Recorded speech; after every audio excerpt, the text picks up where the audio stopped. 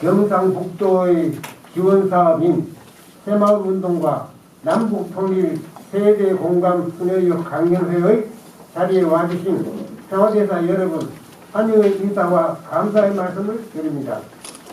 옛말에 흩어지면 죽는다, 뭉치면 산다 라는 협동 공동체 중심이 주된 가치관이었으면 요즘은 개인주의의 발달에 이어 코로나19 바이러스의 확산으로 사회적 거리두기를 실시하며 뭉치면 죽는다, 흩어지면 산다 라는 말이 나오고 있습니다.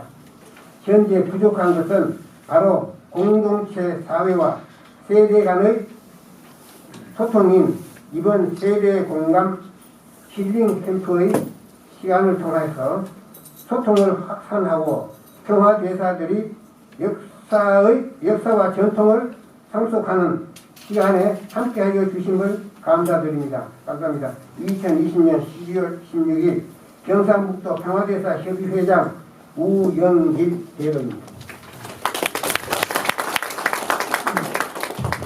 새마을 운동은 대한민국의 오늘이 있게 한 정말 중요한 운동 중에 하나였습니다.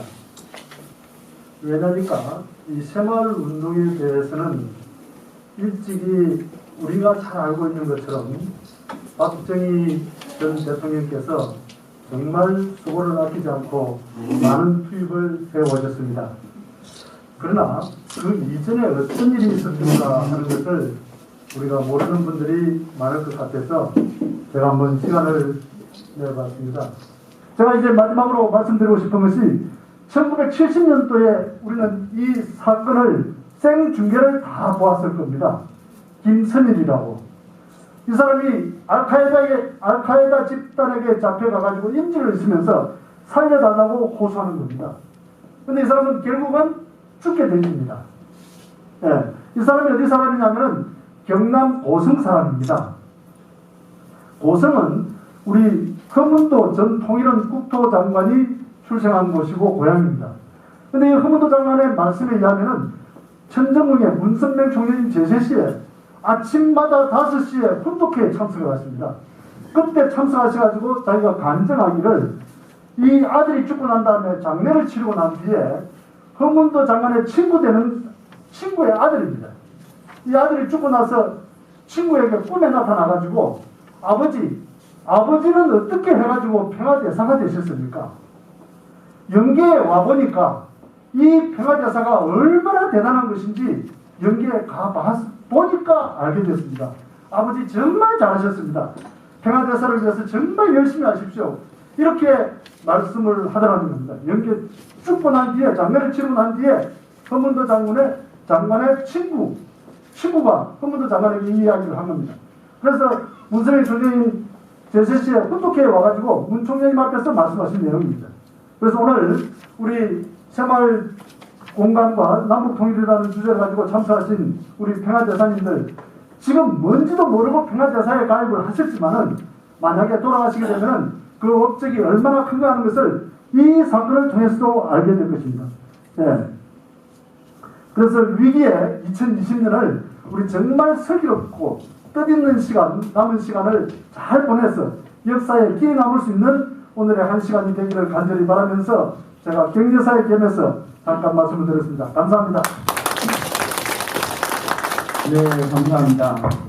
전쟁 가운데서도 교육은 계속해야 되기 때문에 우리 이 통일에 대한 준비도 계속해야 되지 않나. 그래서 이 도청에서 지원받은 이 사업이 지금 남아있어서 또 할 수밖에 없는 상황으로 이렇게 많이 논의하다가 이렇게 하게 되었습니다. 우영길 회장께서 사정이 못하고 싶지만은 많이 협력하시고 또 축사글을 보내주셨습니다. 이종 회장님 낭독 감사드리고요. 또 최수영 교부장님 경례사를 통해서 새마을운동의 뿌리에 대한 것을 우리가 잘 몰랐던 것을 알려주셔서 감사드립니다.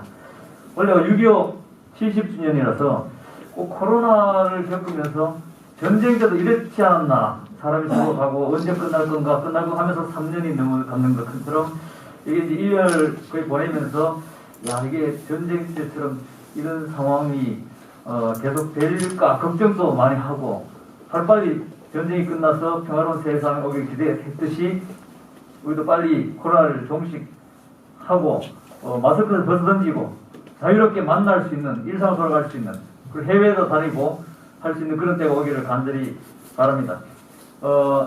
새마을과 남북통일이라는 이 화두로 이런 경북도청에 후원사업 또 공모사업을 이렇게 해서 7년째 하고 있는데 저희들이 시작은 이 새마을 운동을 일으켰듯이 남북통일 운동을 일으킬 수 있을 것인가 또 대한민국뿐만 아니라 세계 각처에서 새마을 운동이 칭송받고 이렇게 그걸 본대를 해서 이 대한민국처럼 우리도 잘 살아보자 하는 것처럼 북한에도 그것이 전파될 수 있을 것인가 이 내용을 갖고 저희들이 시작했는데 서서히 7년 하면서 우리와 같은 그런 근면 성실 격동의 DNA를 가진 북한 땅에도 그런 사람들이 살기 때문에 가능할 것이다. 환경만 조성된다면 이런 생각도 하게 됐고 또 그것이 북한에 보고하기 위한 그런 준비를 하는 것이 통일 준비의 하나가 되지 않겠나 이런 생각도 하게 되었습니다.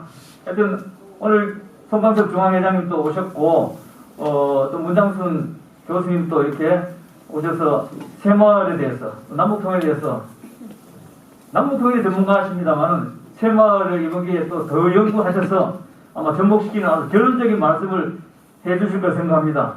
그리고 새터민 중에서도 유정숙 한마음 대표님 또 통일교육위원회 민인옥 선생님께서 오셔서 또 토론자 입장에서 또 말씀해 줄 겁니다. 귀한 시간 되시기를 바라면서 축사에 대신하겠습니다. 감사합니다.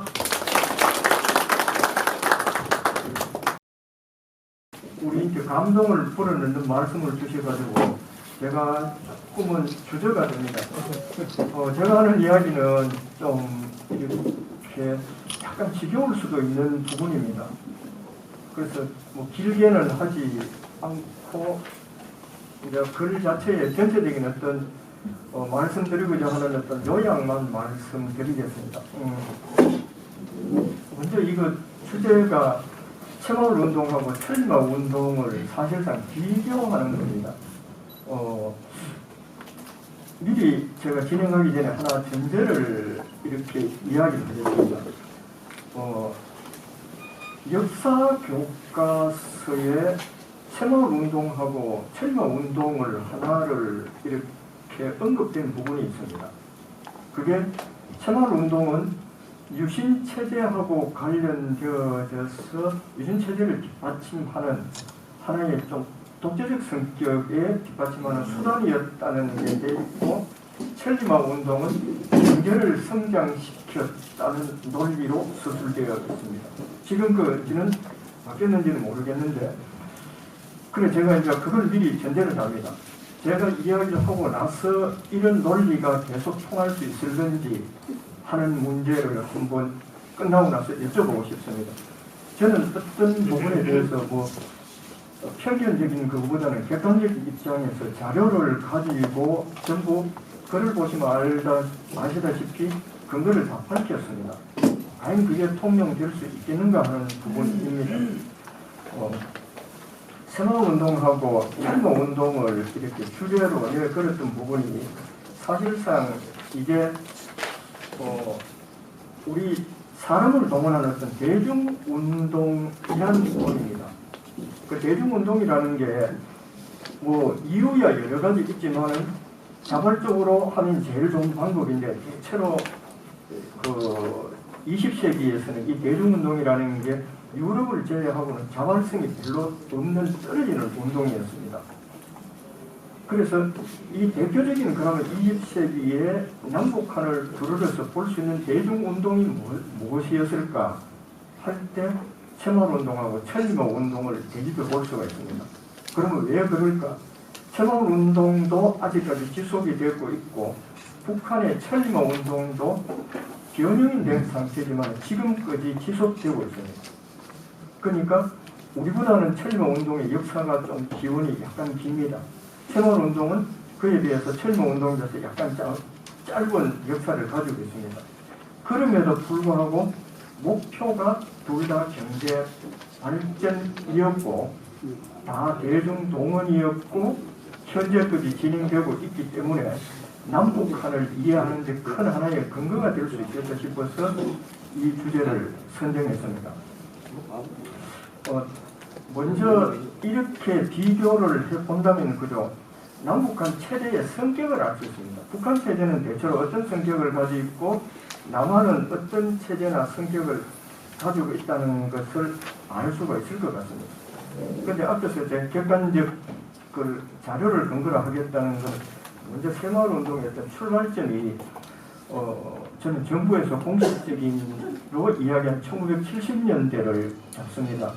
아까 그 고모님께서 말씀하셨던 그런 어떤 복지농동원과 같은 그런 문제는 아직 공식화되어 있지 않기 때문에 제가 이 자리에서 언급하면은 조금 전에 전제했던 어떤 객관성이라는 게 조금 약화될 수 있기 때문에 그거를 일단은 정부 공식 또 북한의 공식 문은 이 부분을 가지고 중심으로 이야기를 하려고 합니다. 제일 첫 번째 한번 이 두 개를 비교해 보려는 게 둘 다가 운동이 발전을 위해서 출발했다는 겁니다. 새마을운동도 발전 전략이었고 천리마운동도 발전 전략이었습니다. 그런데 천리마운동이 조금 빨랐습니다. 57년부터 본격적으로 천리마운동이 되는데 우리도 약간의 어떤 선입관을 좀 이렇게 접어두셔야 될 부분이, 천리마운동 그러면 뭐 사람 동원해가 천리를 달리는 말처럼 부려먹기 위해서 했다는 걸 오늘 이 자리에서는 혹시 그런 생각 가졌으면 옆에 잠시 접어두시고 마지막 결론 부분에 저하고 이야기를 나누셨으면 어떨까 싶습니다. 이게 6.25 전쟁을 거치면서 북한의 어떤 이렇게 경제적 피해는 뭐 거의 전쟁을 한번 일으키고 난 나라 중에 이렇게 비참한 상황이 될 수 있을까 할 정도로 피폐함이 컸습니다. 이거는 뭐 역사학자들, 전쟁사 학자들이 공통으로 이야기하는 부분입니다. 그래서 북한은 어떤 형태든 간에 경제 성장, 발전이라는 게 눈앞에 다가오는 어떤 가장 큰 숙제였습니다. 그런데 이 숙제를 하기 위해서 경제 발전을 53년부터 합니다. 3년 계획하고 또 57년부터는 5개년 계획이 또 들어갑니다. 그런데 53년에 했는데 경제 개발이 56년까지 별로 성장의 속도가 생각만큼 가져오지 못합니다. 그래서 문제가 됩니다. 도대체 이렇게 피폐하고 비참하게 되는데 김일성 입장에서는 어떤 형태든 간에 이거를 극복을 해야 되는데 어떻게 할까 해서 그냥 생각 없이 2차 5개년 계획, 2차 5개년이 아니고 그냥 5개년 계획은 57년부터 수립을 합니다. 하는데 어떤 형태든 간에 독려를 해줘야 됩니다. 독려할 방법이 없는 겁니다. 그래서 직접 공장이나 농업 부분을 통해서 달려나가기 시작합니다. 현장으로 달려나가다가 어느 순간 일을 열심히 하도록 독려하는 방법이 뭘까 싶어서 끄잡아냈던 게 천리마 운동이었습니다. 그리고 천리마 운동이 요게 한 60년도 되면은 조금 청산리 지역에 가가지고 농업 부분에 대해서 지도를 하면서 청산리 운동력의 방법이라는 걸 개발하면서 체계화됩니다. 요거는 뒷부분에 동원 부분에 대해서 다시 한번 말씀드리겠습니다. 여기서 이야기 제가 드리려고 하는 부분은 6.25 전쟁 중에 다급한 상황에서 불가피하게 하나의 동원 전략을 개발했고 경제 발전이 불가피한 상황이었습니다. 어떤 형태든 간에 이것은 북한으로서도 극복하지 않으면 안 될 상황인데 53년에 달다시피 그 어떤 공산권 영향에 최대 중추적인 역할을 했던 스탈린이 죽어버립니다. 그래서 56년 이게 3개년 계획이 마감될 정도 되면서 그 김일성이 소련에도 요청하고 헝가리나 폴란드 같은데 돈 좀 빌려달라고 요청합니다. 근데 아무 나라도 우리도 급한데 해줄 게 없다고 해서 빈손인 겁니다. 그러니까 방법은 57년부터 5개년 계획을 시작해야 되는 할 방법이 없는 겁니다. 그래서 자력갱생이라는 걸 나올 수밖에 없죠. 아직까지 이게 자력갱생은 북한에서는 계속 김정은 정권 때 끄집어합니다. 이 자력갱생이라는 또 목표 방향이 57년 천리마 운동을 시작하면서 만들어졌던 하나의 경제 재생 방법이었습니다. 그런데 이렇게 천리마 운동을 하는데 5개년 계획에서는 예상외로 61년까지였는데 그죠? 60년이 돼서 목표를 달성합니다. 이 달성의 성과가 결정적인 것은 천리마 운동이었습니다. 북한, 그거는 우리처럼 북한의 자료들이, 북한의 숫자들 이런 거는 분명하지가 않습니다. 우리는 요즘도 시기별로 몇 퍼센트 전년도 비해서 또는 분기별로 이런데 북한은 숫자들을 잘 안 드러냅니다. 계속해서 발표하는 게 요즘 조금 나아지긴 했습니다. 전년도에 비해서 1.5배 더 했다. 그럼 도대체 전년도는 얼마냐는 겁니다. 그 앞에 비해서 얼마였다는 겁니다. 자기들만 알고 있는 숫자였습니다. 그러다가 이제 1990년대 중반에 식량난이 어려워지면서 식량을 주려고 그러면은 도대체 몇 톤이 필요하고 인구 몇 명인지 잠깐 자료 내놓으라 그러는데 그런 어떤 자료들을 내놓지 못했습니다. 그래서 어떻게 이걸 천리마 운동이 60년대 2차 발전 계획에서 얼마나 성과가 있었느냐는 문제는 또 우리가 한번 다시 한번 들여다봐야 될 부분인데 하여튼 북한에는 천리마 운동과 연계해서 성공이라고 이야기했고 현재까지는 경제 성장에 성공했다고 받아들여야 되는 겁니다. 일종의 다시 말하면 우리도 대체로 박정희 정부에 들어와서 근대화를 시작하지 않습니까? 그런 어떤 근대화가 우리보다 빨리 북한이 달성을 했습니다. 천리마 운동을 통해서. 그런 의미에서는 나름대로 천리마 운동이 북한에서 의미 있는 역할을 했다고 볼 수가 있습니다. 상대적으로 우리가 출발한 것은 70년대부터 새마을운동을 했었습니다. 그런데 새마을운동을 하기 위해서 몇 차례 그걸 했는데 이 대중운동으로서 천리마운동이나 새마을운동은 그거를 어떤 방식이냐면 한 경제개발 계획하고 연계가 되어졌습니다. 우리 쪽도 마찬가지였습니다. 그래서 새마을운동도 경제계획을 출발을 했는데 사실상 이승만 정부, 장면 정부 때도 경제개혁을 계획은 제안하지만 실제로 실천은 못했습니다. 이 실천은 박정희 정부 때 와서 이게 실천이 이루어졌습니다.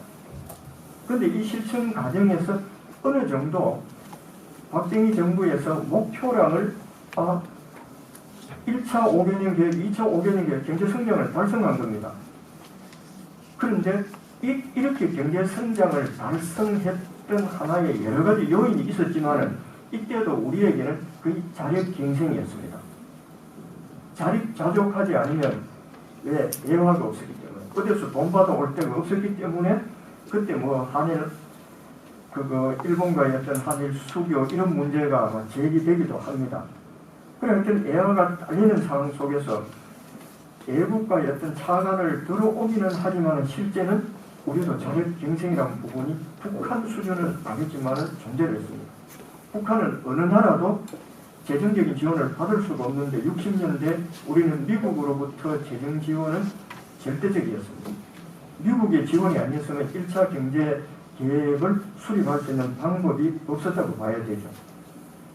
그런데 이 경제 계획이라는 게 2차 경제 계획하고 성공을 하고 보니까 딱 하나 걸리는 문제가 농촌 문제가 제기되었습니다.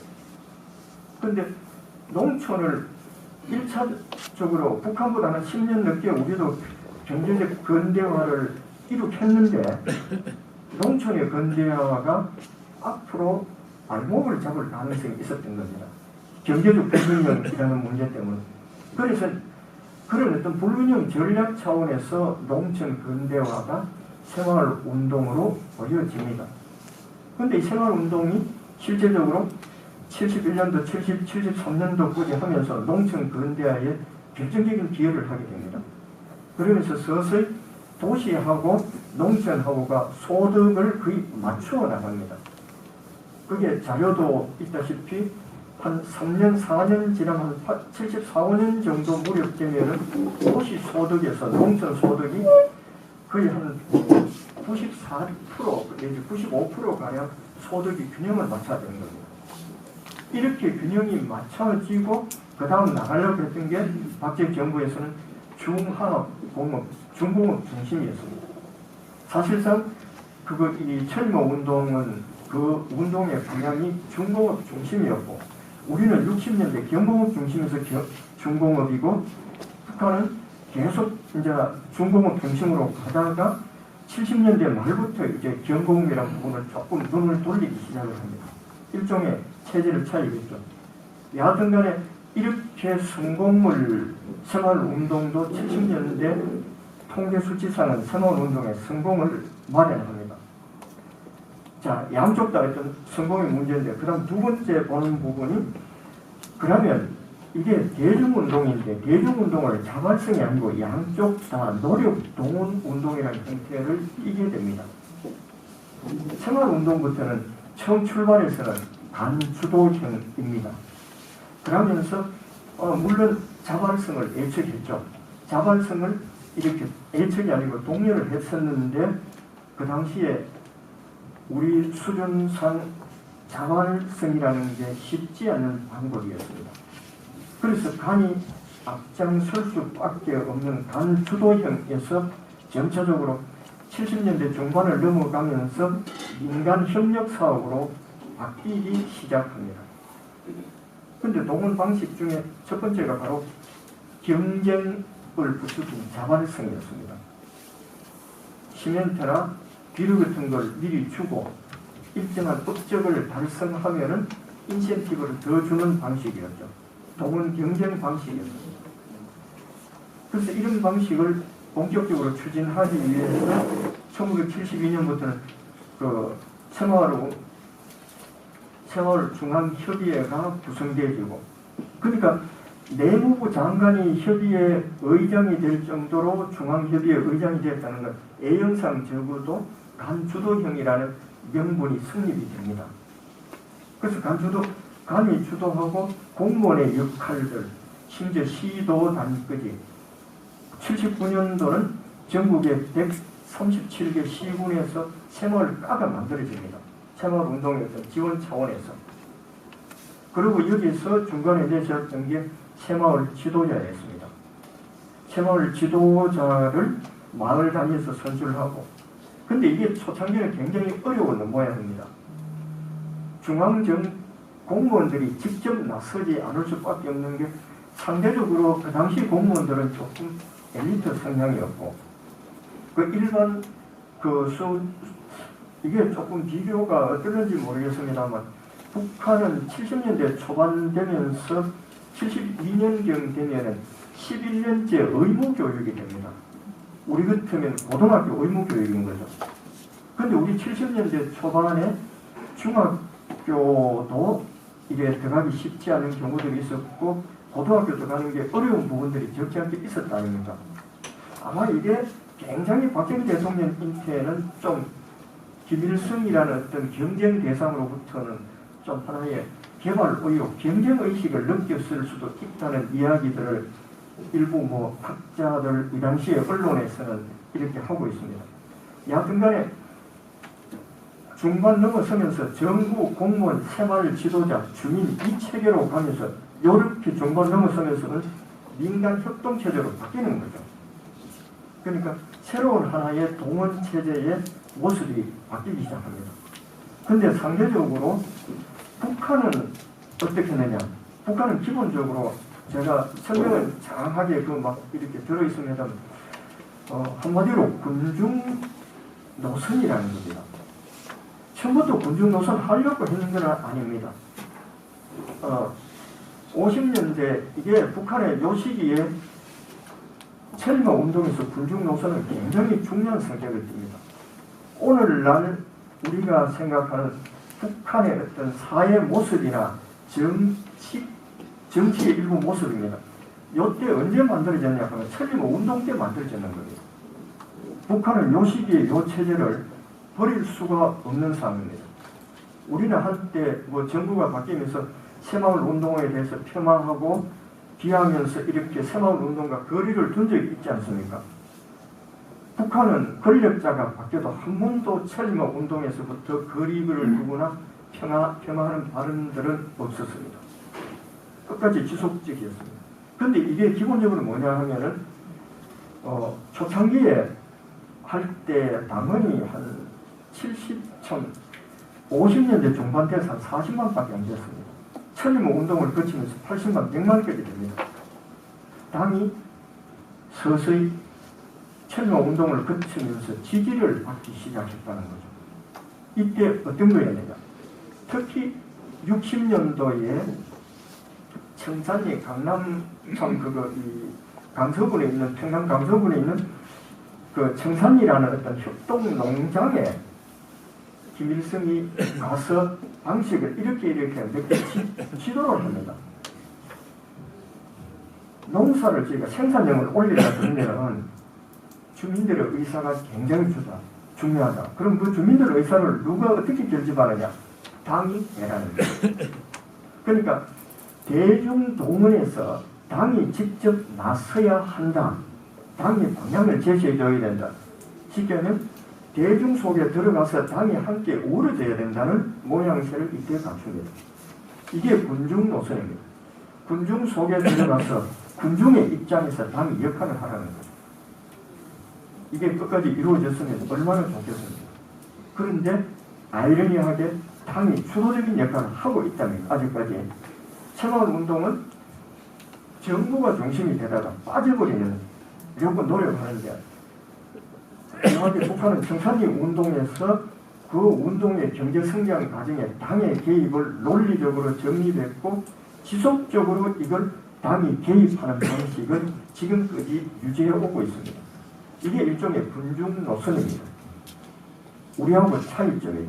사실 정부가 개입하는 거하고 당이 개입하는 거하고는 차이가 많아요. 북한의 헌법에서는 아직까지도 조선노동당이 조선민주주의 인민공화국을 지도한다 아닙니까? 북한에서 지도라는 말을 쓰는 건 아직 김정은 수준 외에는 지도라는 말을 쓸 수가 없습니다. 그 지도라는 말이 헌법에 공식적으로 노동당이 지도를 한다고 되어 있습니다.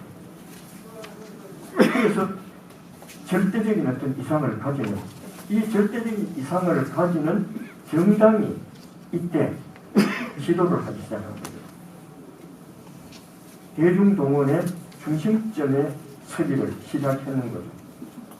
그래서 이런 방식으로 일단은 그거를 대중동원을 시작했습니다.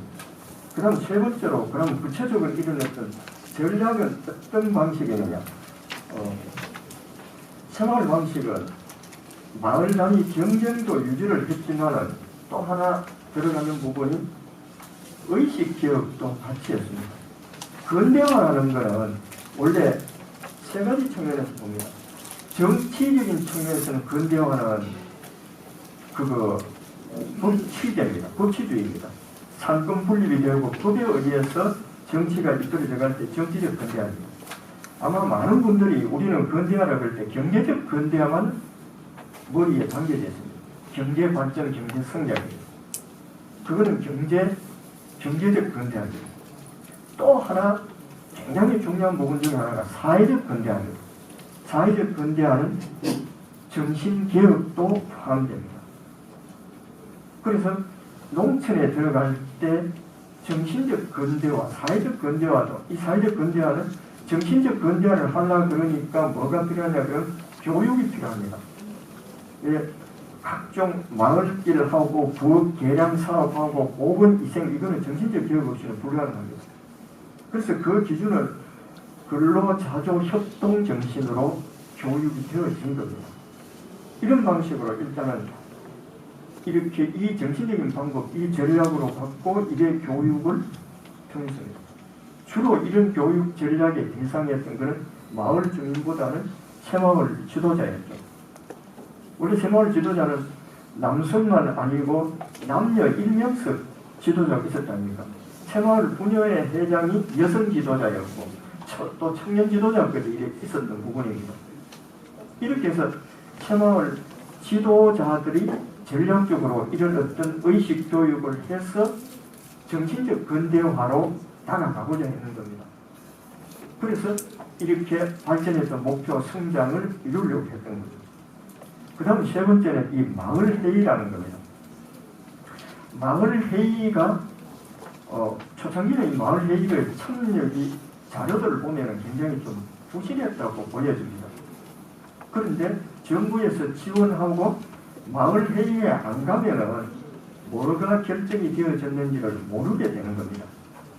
그래서 또 마을회의에 가야지 시멘트 원래 우리 메꾸지도 되고 다리를 어떻게 건설하고 담은 어떻게 쌓고 마을회관을 어떻게 만들고 하는 것들을 들을 수 있고 이런 방식으로 진행이 되어졌습니다. 이런 방식으로 일단은 조금씩 이렇게 바꿔갔던 겁니다. 사실 앞에서 빠뜨렸습니다. 정부 지원에서는 이런 마을 생활 운동을 하면서 마을 단위에서 이걸 줍니다. 마을에서 길을 내겠다 하면은 요즘 같으면 은행 대출도 해줍니다. 마을 생활 지도자하고 마을 대표가 사인하면은 은행 대출까지도 주는 수준으로 이어집니다. 그러니까 이런 방식으로 이게 진행이 되어졌다는 거죠. 그러니까 어떤 사람은 기세 그거를 땅을 내놓기도 하고 그러니까 다양한 방식으로 하여튼 이렇게 발전을 마을 회의를 통해서 유도를 했던 겁니다. 여기에 중심축이 마을 지도자였습니다. 그런데 이런 전략이 적어도 70년대는 새마을 운동 전략 자체가 유효한 성격을 가졌습니다. 그런데 천리마 운동도 그저 여전히 이런 보상 체계였습니다.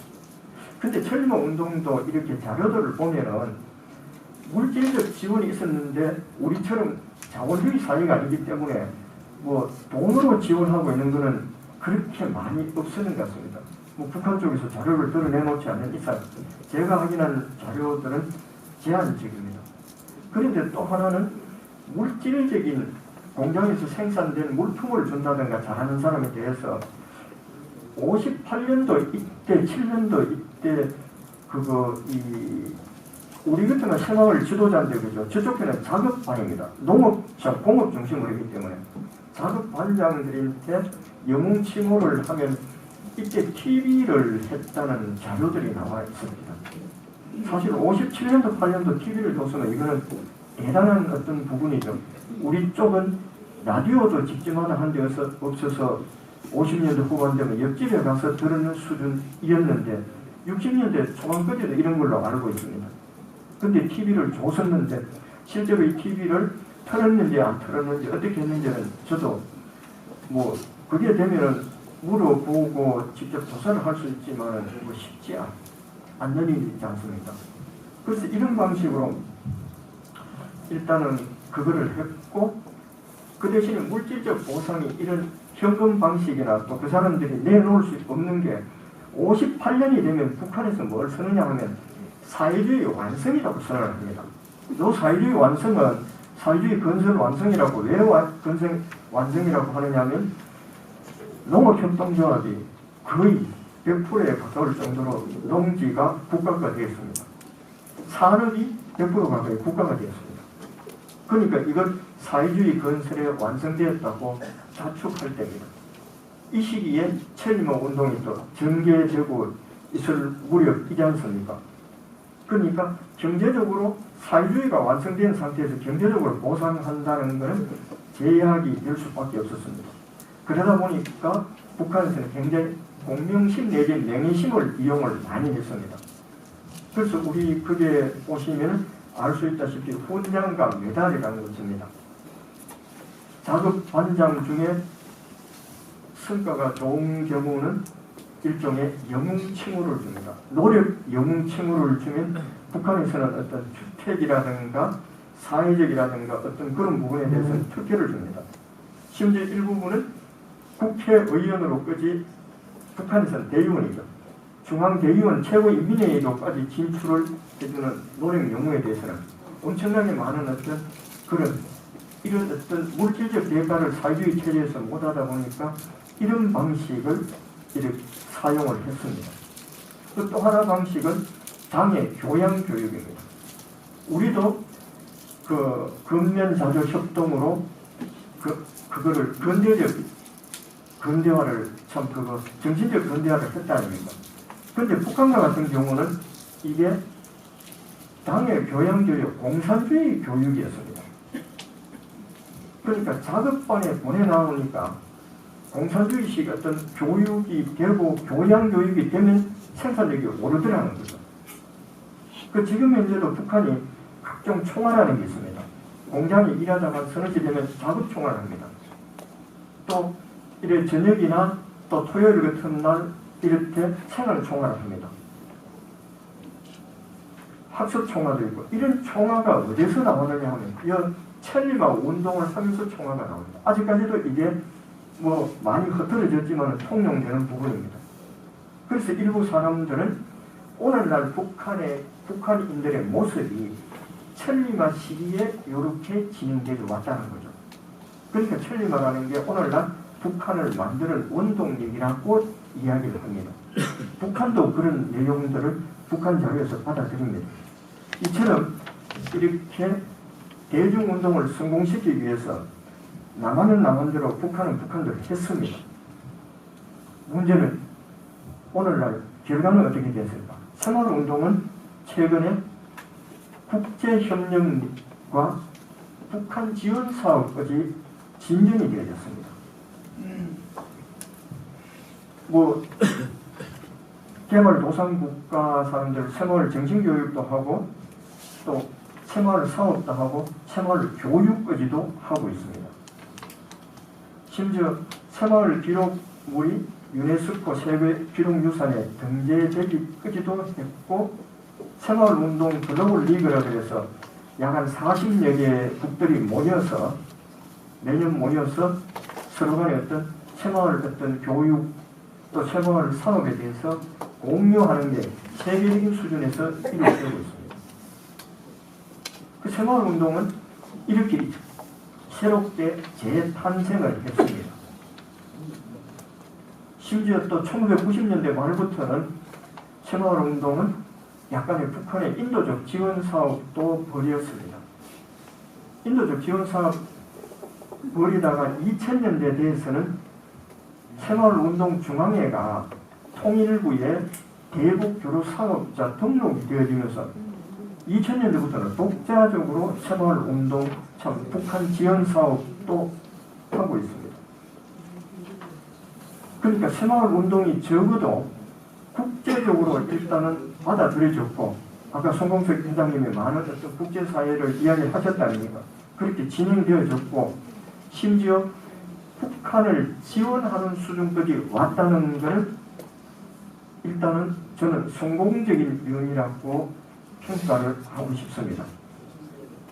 그래서 새마을운동은 단적으로 이렇게 해서 대한민국을 대표하는 새마을운동은 현재 충분히 성공적으로 평가할 수가 있다는 겁니다. 그 다음에 또 하나는 그럼 천리마 운동은 오늘날 어떨까?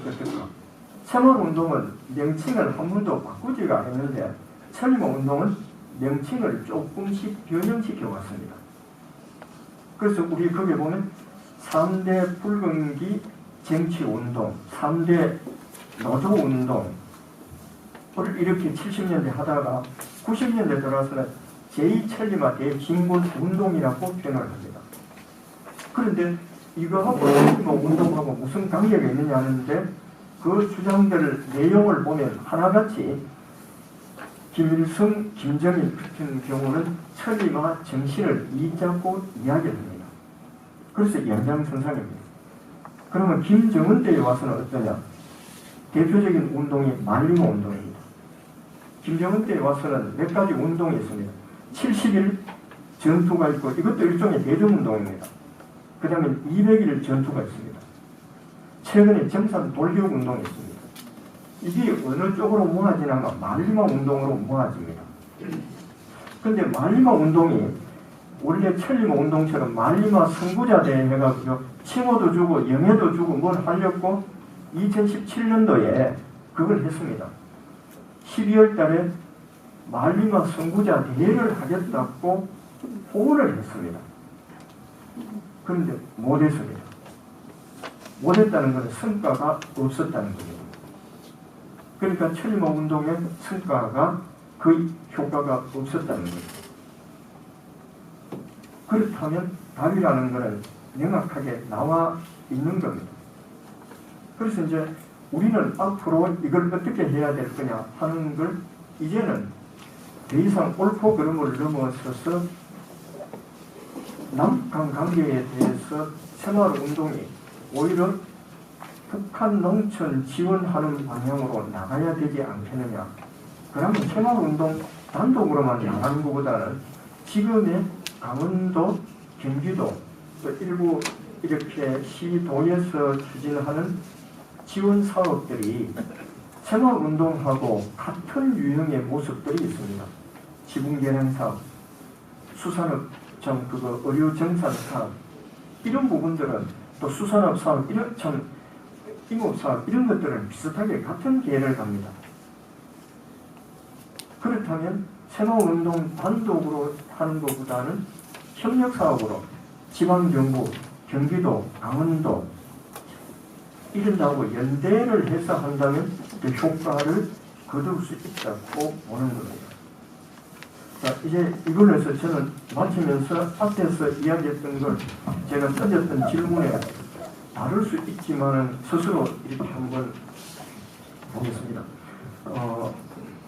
새마을운동이 박정희 정부의 유신 체제를 어느 정도 근거를 했다, 뒷받침을 할 수 있다는 것은 굳이 따지자면 있었을지 모릅니다. 그렇다면 그게 변신을 해왔지 않습니까?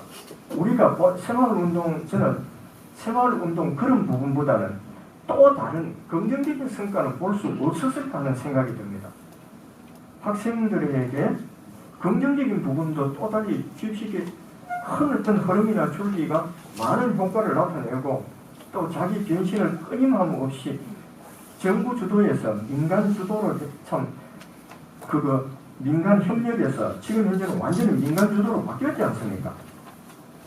북한은 아직 천리마 운동이 당의 주도입니다. 정부 주도하고 당의 주도하고는 또 차원이 다릅니다. 당은 철두철미하게 사상사업 중심입니다.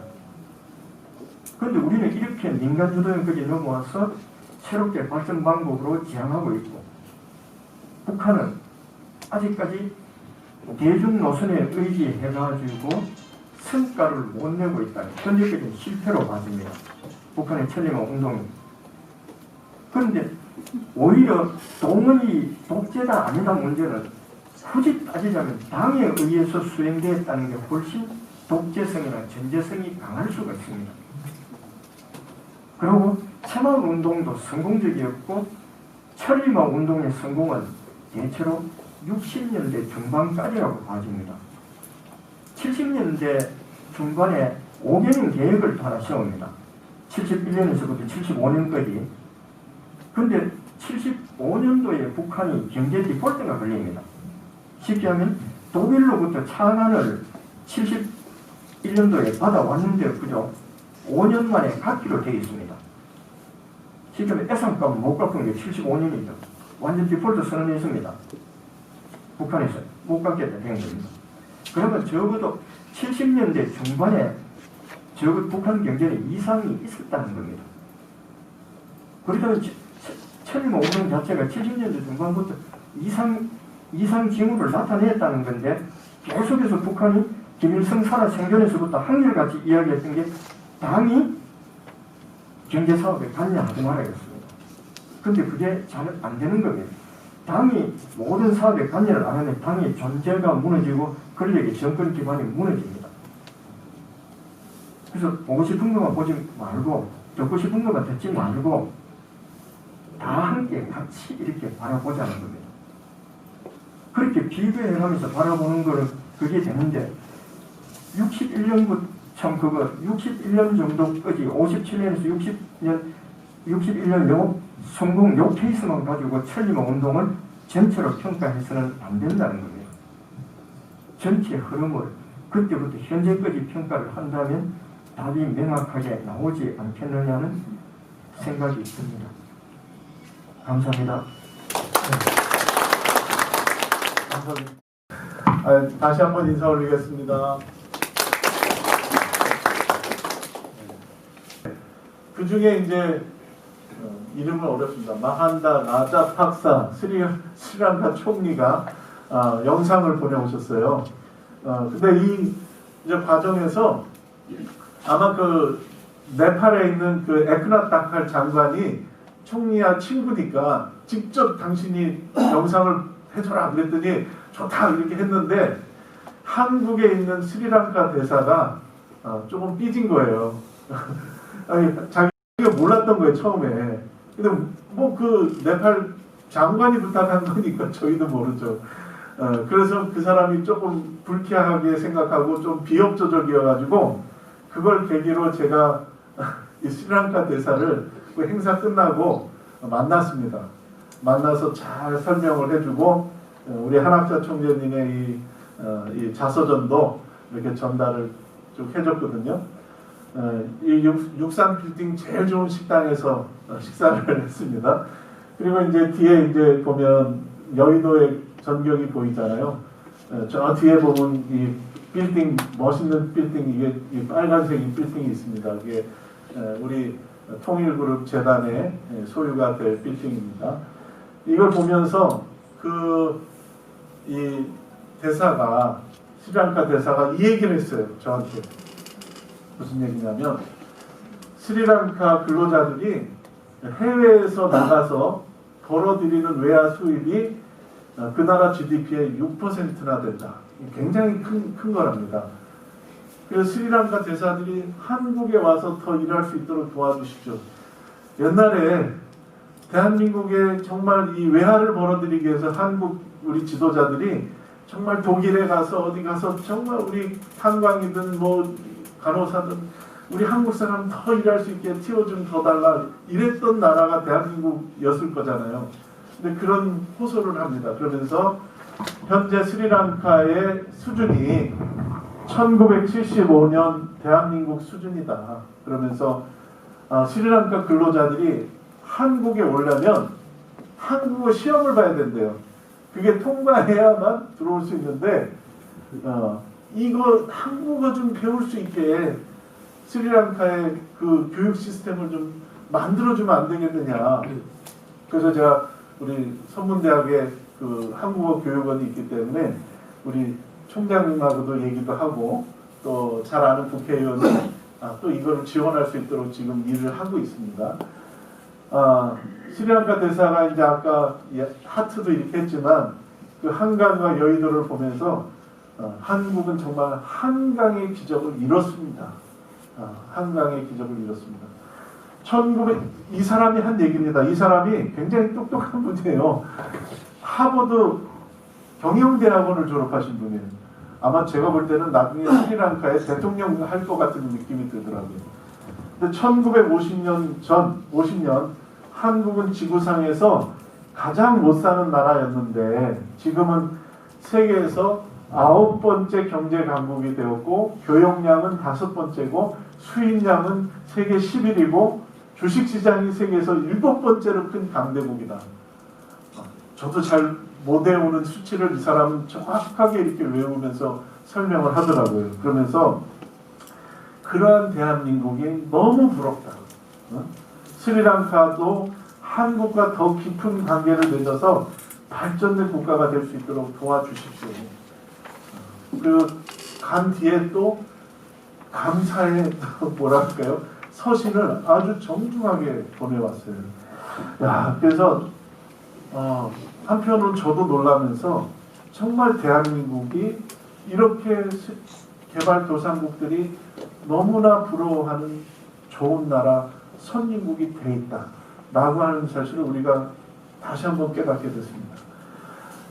지금 스리랑카의 모습이에요. 그래서 제가 궁금해서 스리랑카는 지금 도대체 한국의 70년대하고 어떤 비교를 할 수 있는가 해서 인터넷에 검색해 보니까 이런 사진들이 나옵니다.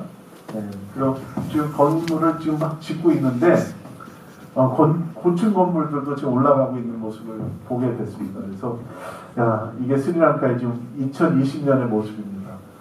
그래서 한국의 75년도 얘기했는데 75년도 사진은 못 찾았고 77년도의 사진을 보니까 한국이 이미 정말 발전하고 있다는 게 보여지더라고요. 1970년대 강남의 모습입니다. 아파트가 지금 들어서는데 앞에서는 소를 몰고 가고 있는 정말 우리도 이랬구나. 70년대까지도 이런 상황이었다. 발동냅니다. 이게 판단총 정말 곳곳이 다 이렇게 살았던 나라. 네, 이게 아마 청계천 쪽입니다. 이런 나라였어요. 70년대까지도. 근데 그 나라가 정말 세계가 부러워하는 나라가 됐습니다. 네, 이게 지금 서울 시내죠. 네, 정말 멋있는 나라가 됐습니다. 그래서 정말 이 나라가 왜 이렇게 발전할 수 있었을까? 뭐 이거는 더 말할 것도 없이 정말 국민 모두가 잘 살아보자. 이 나라를 내 마을을 발전된 마을 만들고 정말 푸른 강산 만들어서 알뜰살들 우리 새벽종이 울렸네 새 아침이 밝았네 너도 나도 일어나 새 마을을 만드세요. 그 정신으로 일했던 이 노력이 결국은 한강의 기적을 만들어냈다. 지금 여기 스리랑카라는 나라도 있죠. 근데 전 세계적으로 정말 새마을 운동을 배우려고 그걸 어떻게든지 이 자기 나라에 적용해 보려고 굉장한 노력을 하고 있습니다. 그래서 아까 아프리카 얘기도 하셨지만 아프리카의 정상들이 여기 55개 국가의 정상과 국회의장 또 장관 이런 분들이 다 모였던 월드 서밋을 한학자 총재님이 개최한 겁니다. 이분이 한학자 총재님이고 이분이 아마 그때 그 세네갈의 마키살 대통령이 이 유치를 한 겁니다. 세네갈이 이 월드 서밋을 유치한 겁니다. 그래서 이때 할 때 주제 중에 하나가 새마을 운동에 대한 부분이 있었습니다. 그때 이 김옥길 회장님, 그 전라북도 평화대사 협의회 김옥길 회장님이 과거에 그 새마을운동 중앙회 무슨 그 위원장인가 회장을 하셨어요. 근데 현직 계시는 분이 도저히 사정상 못 가니까 이 김옥길 회장님이 가셔서 스피치를 하셨는데 거기서 그 대통령 정상 뭐 다 그 국회의원 뭐 있는 데서 했는데요. 이 거짓말 안 하고 강연 끝나고 나서 김옥길 회장님 앞으로 장관, 국회의원, 뭐 정상들이 줄을 쫙 서가지고 악수 한번 하자고 사진 한 장 찍자고 그랬던 겁니다. 저는 발표는 안 했지만 그래도 대냉인가 대통령이하고 이렇게 또 사진도 한 장 찍었는데 이 사진을 못 찾았어요. 제가 이분하고 서 있는 데서 쭉 서 있는 게 정말 장관이었습니다. 그만큼 새마을운동이 대한민국 발전만이 아니라 전 세계에 미친 영향이 그렇다면 우리는 어떻게 가야 될 것인가? 지금 핵무기나 미사일을 보유한 북한에 우리가 절대적인 열세죠. 핵무기를 갖고 있고 그걸 쏠 수 있는 미사일 능력을 다 갖췄으니까요. 재래식 무기만큼 우리가 앞섰다고 얘기했는데 올해 10월 10일 날 했던 그 퍼레이드를 보면 재래식 무기의 격차가 좁혀지고 북한도 상당한 신무기가 지금 공개가 됐어요. 그렇게 된다면 결국 우리는 주한미군과 미국에 더 절대적으로 의존해야 하는 상황이 되고 있다 이겁니다. 그럼 핵균형을 맞추려면 미국의 전술핵을 다시 90년대 나왔던 것을 다시 갖고 와야 되는데 이건 중국의 경제 보복 또 국민들의 여야의 갈등 국론의 분열 참 쉽지 않을 것이다. 그렇다면 결과적으로 지금 최소한 대한민국이 해야 될 일은 한미 동맹을 흔들어서는 안 된다 이겁니다. 적어도 지금 당장 한미 동맹을 강화해야죠. 왜냐하면 우리가 갖고 있지 않은 이 나라를 지킬 수 있는 수단이 미국이 갖고 있다면 그래도 동맹 미국과의 그 관계를 잘 해야 된다. 근데 지금 우리 정부 입장에서는 미국과도 관계를 잘하고 싶지만 중국이 앞으로 굉장히 큰 나라가 될 것 같고 또 경제적으로도 많이 의존하고 있고 무역을 많이 하고 있기 때문에 점점 이쪽으로 좀 기울어져 가고 있단 말이에요. 그럼 또 다음 정부가 또 바뀌면 또 저쪽으로 기울 수도 있고 왔다 갔다 하는 겁니다, 우리가. 그러면서 볼 때 우리가 지금 늘 대한민국 사람들의 그 의식도 그렇지만 정부도 늘 주변 국가의 눈치를 보고 어디에 붙어야 우리가 잘 살 수 있지? 어디에 가야 되지? 제가 충청도 사람이거든요. 태어나긴 서울에서 태어났지만 아버지는 충남 예산분이고 어머님은 충남 대천분인데 충청도 사람들이 특징이 있어요. 속을 알 수가 없어요. 그런 얘기 하잖아요. 말이 느리고. 왜 그럴까? 근데 애국자는 또 많아요. 독립운동하는 걸 보면 가장 많아요. 이게 충청도 사람들이 중원지대에 있다 보니까 그 곡창지대가 있고 그러니까 어떤 때는 위에서 내려와서 차지하고 어쩔 때는 이쪽에서 호남 쪽에서 올라 차지하고 어쩔 때는 경상도에서 와서 하니까 주인이 맨날 바뀌어요. 그러니까 괜히 말 잘못했다가는 빨리 말했다가는 죽어요. 그러니까 이게 속을 드러내면 안 돼. 그러니까 이게 항상 사람들이 무슨 생각을 하고 있는지 말을 안 해요. 이게 충청도 사람들을 우리가 그렇게 본다면 어쩌면 대한민국이 그런 성격으로 지금까지 살아온 거 아닌가. 이쪽이 지금 강한지 이쪽이 강한지 이러면서 우리가 그런 어디 붙어야 생존하지? 이런 의식을 가져왔다면 이제는 바꿔야 된다. 이제는 우리 스스로가 강국이 될 수 있다는 꿈을 꿔야 된다. 그런 지도자가 나와야 된다 이겁니다. 그냥 우리가 지금은 중국이 셀 것 같으니까 이제 중국으로 막 붙어. 아니야 러시아인 것 같아. 아니야 다시 미국이지 뭐.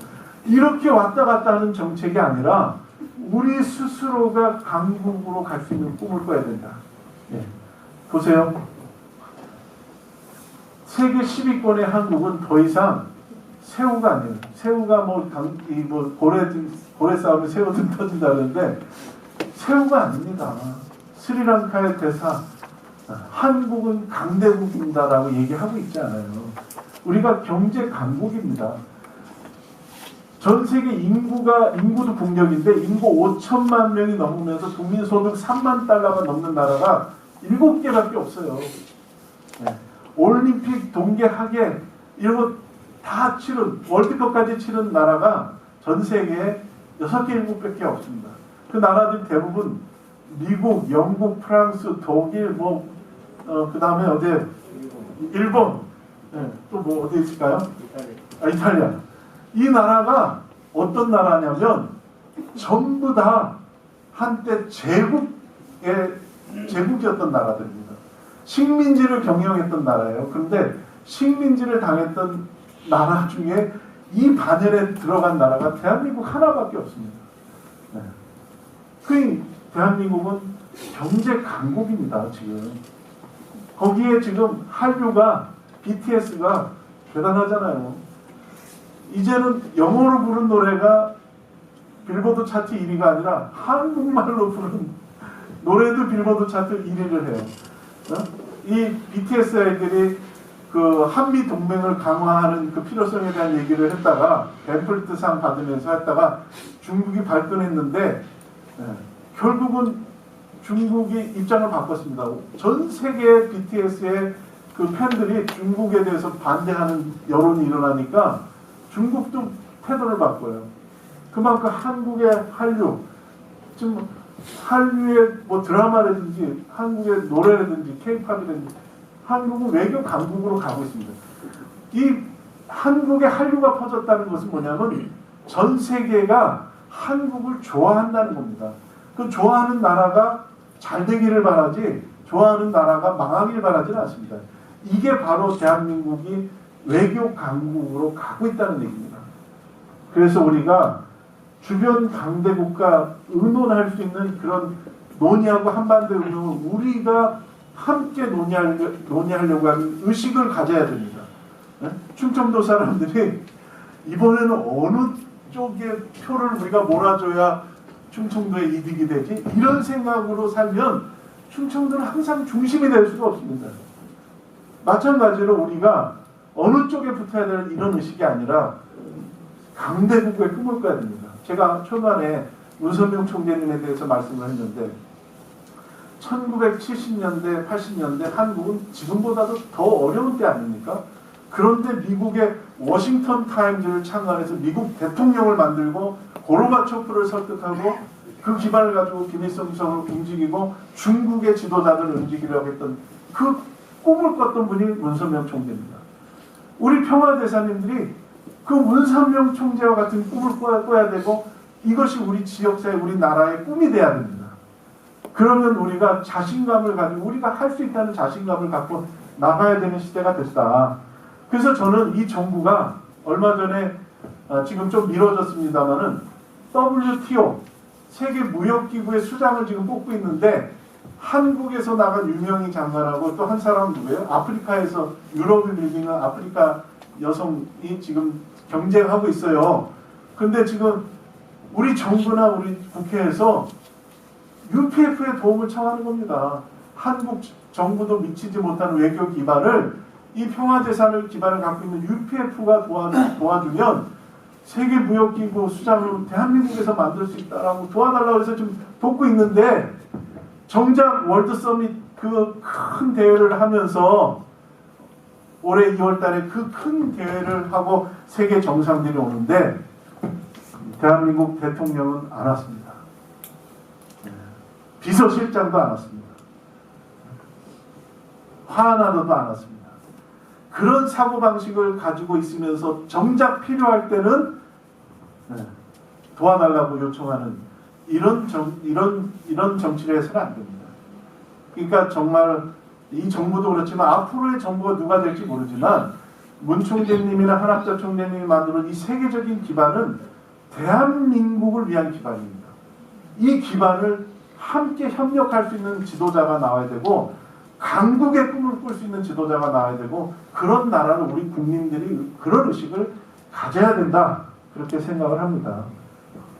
제가 이게 신라, 이 경주가 신라 통일을 만들어 봤던 통일을 실현해 봤던 나라가 지역이 바로 이곳인데 왜 이 신라가 좀 어떻게 보면 동해 쪽에 있는 이 동쪽에 있는 작은 영토인데 어떻게 고구려도 이기고 그 다음에 당나라까지 밀어내고 통일할 수 있었을까? 저는 나름대로 이 좁은 지역이지만 이 바다를 이용한 해상무역을 통해서 신라는 경제 강국이 됐기 때문에 할 수 있었다.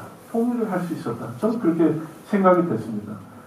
정말 이 배를 통해서 해상무역을 하면서 경제를 발전시키고 이 과정에서 성능이 뛰어난 배를 만들고 그 항해 기술을 갖춰가지고 중동까지 무역을 확대했지 않습니까?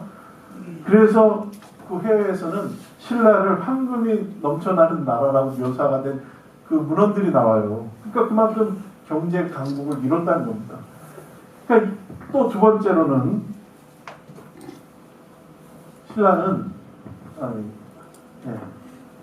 신라가 당나라를 물리치고 통일을 실현할 수 있었던 것은 제가 보니까 임진각 저 북쪽에 그 전곡이라고 하는 그쪽에 그때 당 군대가 20만이 주둔했답니다. 20만. 근데 기마병이기 때문에 보통 보병보다도 훨씬 강한 군대인데 그 군대를 밀어내고 이 한반도를 지켜낸 거예요. 그러니까 우리가 오늘날의 지도에서 한반도가 중국 땅으로 나오지 않고 대한민국 땅으로 나오게끔 만드는데 귀한 것이 신라였습니다.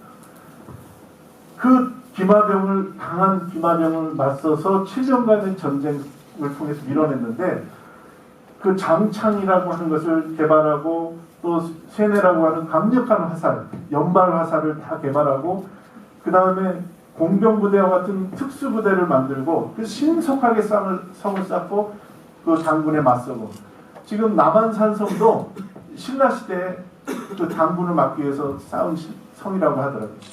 이런 대규모의 또 군사 퍼레이드를 정기적으로 해서 소위 말해서 신라 사람들에게 우리는 당과 맞서서 이길 수 있다는 자신감을 심어줬던 그런 노력을 했던 겁니다. 그러니까 이 신라가 통일을 하고 당을 밀어낼 수 있었던 것에는 경제적인 강국의 내용을 갖췄던 것이고 군사력을 강화했기 때문에 가능했던 겁니다.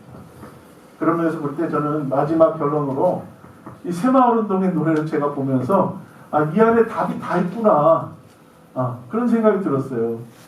새벽종이 울렸는데 너도나도 일어나서 새마을을 가꾸고 마을길도 넓히고 푸른 동산을 만들고 소득 증대에 힘써가지고 우리가 부자가 되잖아요. 부자 마을을 만들자. 부자 나라를 만들자. 그러면서도 싸우면서 일하면서 싸워서 새 조국을 만들어야 된다는 게 이 노래에 담겨 있더라고요. 그래서 야 정말 이 새마을 노래가 간단한 노래가 아니었구나 이런 생각을 제가 정말 해놨는데 경제 강국, 국방 강화를 해서 대한민국이 북한까지 잘 사는 통일 한국을 만드는 게 우리에게 지금 책임이 주어져 있다.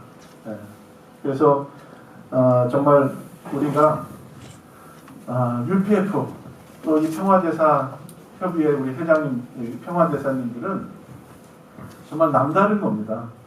우리 보통의 지도자들, 우리 대한민국 국민들이 갖고 있는 의식은 정부도 그렇지만 어느 쪽에 붙어야만 우리가 이익이 될까? 어느 쪽에 붙어야 우리 안전이 보장될까? 이 수준을 벗어나자 이겁니다. 문 총재님이 보여주신 것, 또 한학자 총재님이 전 세계를 돌면서 정상들을 묻고 국회의원들을 묶어서 한반도를 중심한 강력한 이 네트워크를 만들어서 통일운동으로 지금 이 나라를 북한까지 잘 사는 나라를 만들어 보겠다는데 정부가 정신 차리고 도와야죠. 함께 해야죠. 그런 나라를 만들어야 되고 그런 지도자들을 우리가 만들어야 되겠다. 이런 말씀을 드리면서 마치겠습니다. 감사합니다.